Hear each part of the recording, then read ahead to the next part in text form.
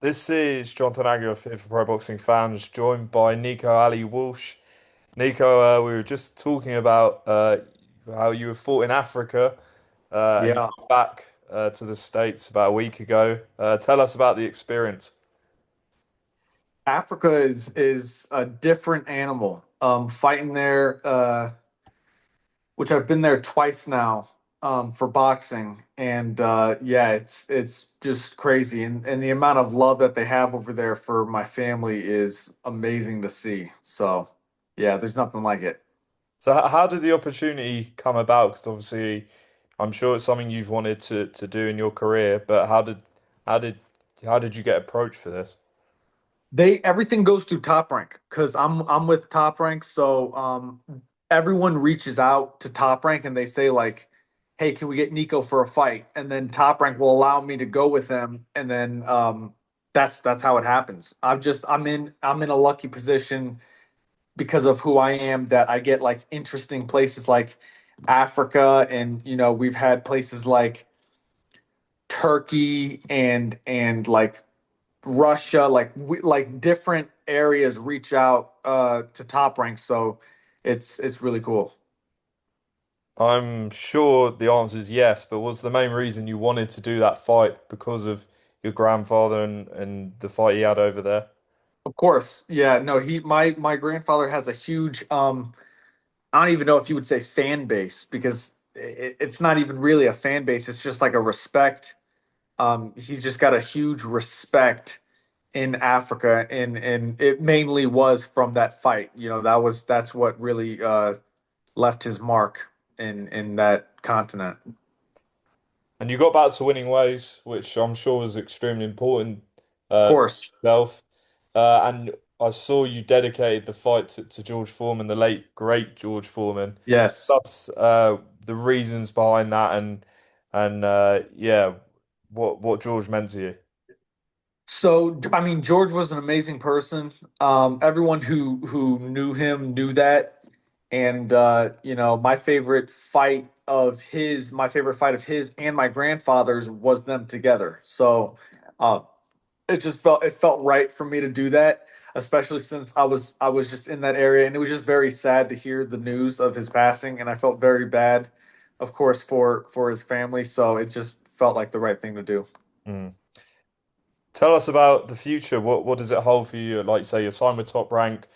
They've got obviously a lot of middleweights that you could face. Is there anyone you that's on your radar? What does the rest of the year hold for you? Um, I have no idea. I just honestly, I don't even get involved really in my matchmaking. Whenever they tell me to fight someone, I fight.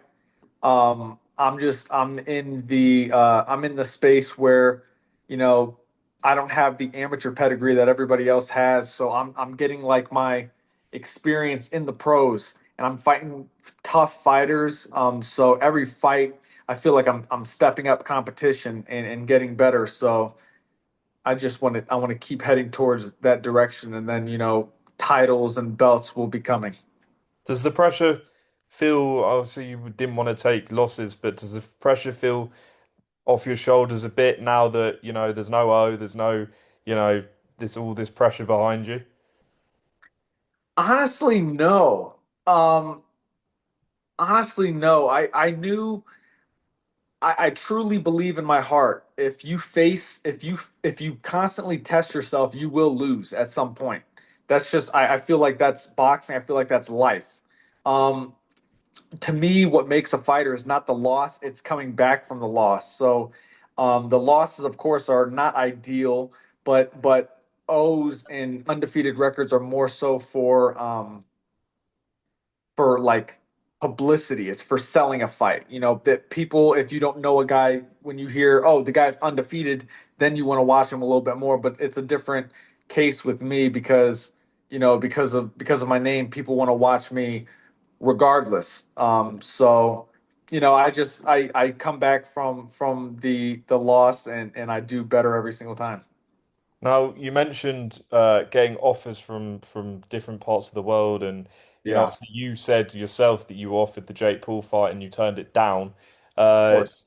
can you just explain sort of do you feel comfortable with that decision? Would you ever revisit an opportunity like that? Obviously, here in the UK, we have misfits. I don't know how familiar you are with that, but is the pro game what you're focusing on, or would you ever cross over to that influencer scene? I would retire from boxing before I crossed over to the influencer scene. It's not for me. It's not for me at all. I want to fight in the UK though. That's the number one place on my bucket list is fighting in the UK. But no, it'll never be um in that scene. I know, but how did you find the reaction from boxing fans when you made those comments? Because I guess most people in your position, if they were offered probably the type of money I'm sure he would have been offering, you would have said yes straight away. Of But course. did you gain respect? Not saying Jake's not credible because he has proved Yeah. himself, but there's always that thing where people say, "Oh, well, he's a YouTuber" and things like that. It's really it's not what I thought he was improving when he fought Tommy Fury, even though it was a loss. I thought that was a really good performance, and Tommy's a friend, so I watched that fight. But I thought that was a very good performance, and Jake, I thought it was his best performance. But after that, then he went back towards fighting the MMA guys and just like weird matchups, and then Mike Tyson, of course, which is the worst. So you can't respect decision people who someone who makes decisions like that.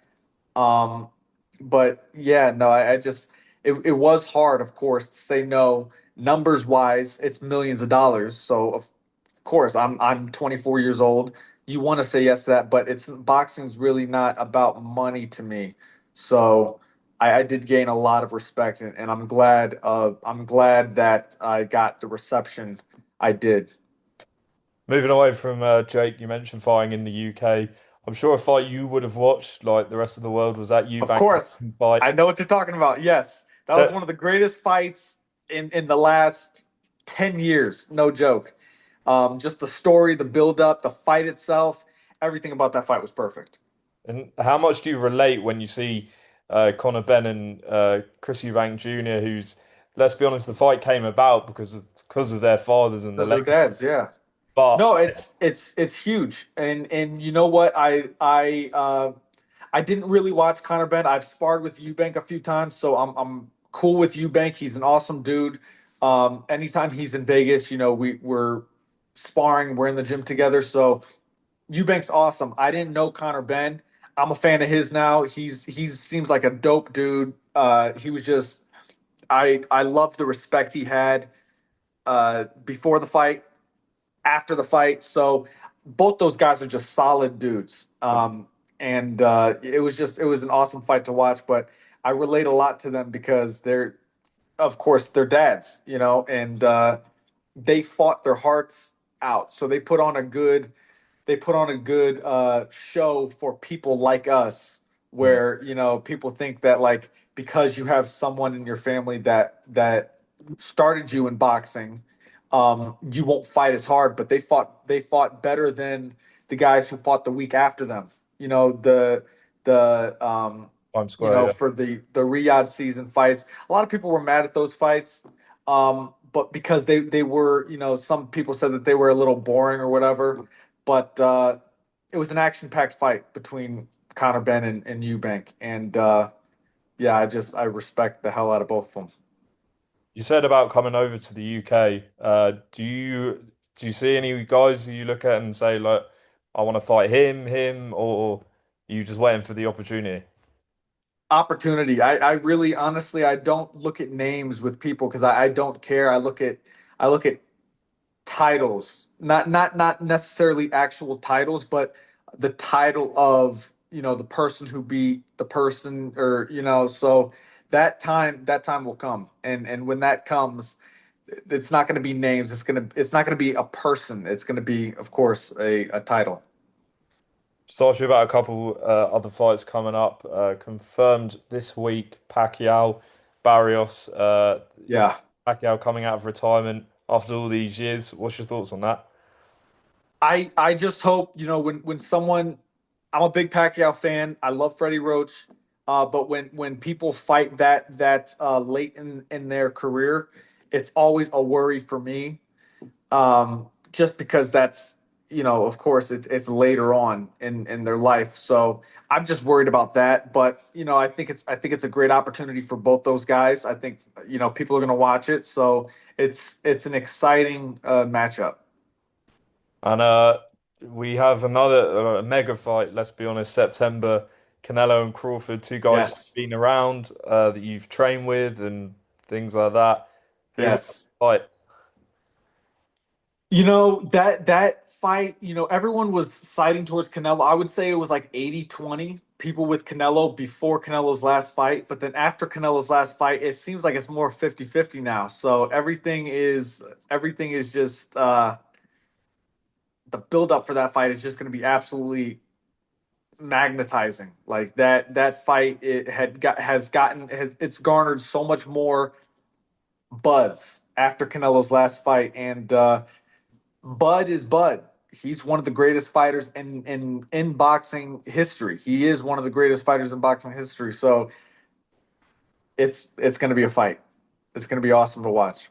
Have you sparred any of them? I haven't sparred Bud yet. I haven't been in Canelo's camp. I've met Canelo a few times. I love Canelo's team. Canelo's one of my favorite fighters. He's been my favorite fighter for the longest time. But I have to be Team Bud because me and Bud are cool, and I have so much belief in Bud, and I know who he is as a fighter. He is one of the greats. So he could do anything he wants. And being around both of them and seeing how they work and train and things like that, what makes both of them the fighters they are, in your opinion? I've watched Bud, so what for Bud in particular, he's calm in everything he does, and that kind of calm is scary to watch because it shows experience. You can see that he's been doing this for ever, for decades. You can see it with his shadow boxing. You can see it. Um, so that's what makes him great. And then I talked to Bud about stuff outside of the gym. He's not a partier. He doesn't, drink. He doesn't smoke. He doesn't do any of that stuff. So I always am drawn to people like that because I respect that. In today's world, it's hard to stay away from, that kind of stuff. And yeah, he's disciplined, as disciplined as they come. So I think that's why one of the reasons, at least, that he's great. Just lastly on this, the counter argument, as you know, is that he's too small. He's going up two weight classes. What do you Of say course. about that? Why can he negate that? Um, skill skill takes a large part in this argument. When someone's as highly skilled as Bud, um, weight starts getting blurred. You know what I'm saying? He's not fighting Tyson Fury. He's fighting, at 168. He's fighting Canelo. He's sparred heavyweights, so like it's weight is a big deal. They have weight classes for a reason, but Bud is unique. I'm not saying everybody that fought at 147, absolutely not. Nobody else could do what Bud's doing. Nobody. Not a single other boxer, but it's Bud. So the argument changes. We'll see what happens. Nico, appreciate your time. Of Uh, course. obviously, you said earlier you don't know really when you're back, but roughly you want to be back in the next 2 months, 3 months, things, something like that. Yeah, three or less. Three Yeah. or less, yeah. Okay. Well, hopefully we'll see you back soon. Appreciate your time. All the Yes, of course. Thank you so much.